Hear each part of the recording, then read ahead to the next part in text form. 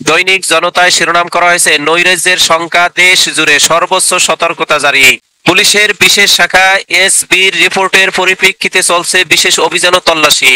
আওয়ামী লীগের কার্যক্রম নিষিদ্ধ হলো, ছদ্মবেশে তৎপর রয়েছে দলটির নেতাকর্মীরা। আগামী 8 আগস্ট পর্যন্ত অনলাইন ও অফলাইনে নৈরাজ্য সৃষ্টির শঙ্কা করছে পুলিশ। মির্জা ফখরুল ইসলাম বলছেন, আমরা সংস্কারকে ভয় পাই না, স্বাগত জানাই। প্রধান উপদেষ্টা বলছেন, জুলাই শুধু স্বৈরাচার মুক্তির মাস নয়, এটা পুনর্জন্মের মাস। জুলাই সনদের খসড়ায় আপত্তি জানিয়েছে এনসিপি জামাত। বৃহস্পতিবার মধ্যে জুলাই সনদের গন্তব্যে পৌঁছানো সম্ভব হবে, অধ্যাপক আলী রিয়াজ বলছেন।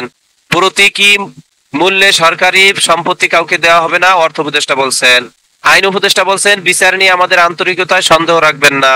তথ্য সম্প্রচার উপদেষ্টা মাহফুজ আলম বলেছেন, অনেকের লেজ কাটা যাচ্ছে বলে আমার বিরুদ্ধে লেগেছেন। জলবায়ু পরিবর্তন, খাদ্য সংকটে হুমকিতে সুন্দরবনের বাঘ। বাঘের টিকে থাকা নিয়ে নতুন করে তৈরি হয়েছে উদ্বেগ।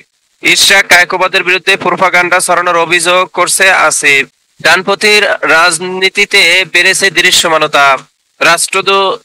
চীনা রাষ্ট্রদূত বলছেন, আগে বিএনপি জামাতের সঙ্গে চীনের সম্পর্কে বাধা ছিল। ডিসেম্বরের মধ্যে সমাপ্ত হবে গণহত্যার নির্দেশদাতাদের বড় অংশের বিচার, চিফ প্রসিকিউটর বলছেন। পুঁজিবাজারে কোটি টাকা হিসাবদারির সংজ্ঞা পেরেছে।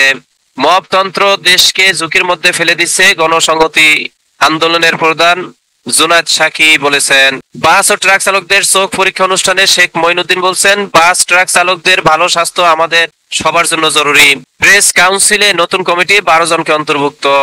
দৈনিক জনতার শেষ পাতায় শিরোনাম করা হয়েছে, বগুড়ায় কার্গো সার্ভিস প্রতিষ্ঠানের অফিসে ডাকাতি, 17.5 লাখ টাকা লুট। প্রাথমিকের প্রধান শিক্ষকদের বেতন স্কেল 10ম গ্রেডে উন্নীত। প্রাথমিকের প্রধান শিক্ষকের 2382 পদে দ্রুত নিয়োগে পিএসসিতে চিঠি। ম্যানহোলে পরে নিখোঁজ নারীর লাশ 36 ঘন্টা পর উদ্ধার।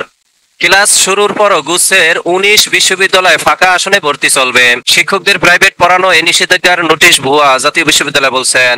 এই ছিল দৈনিক জনতার শিরোনাম।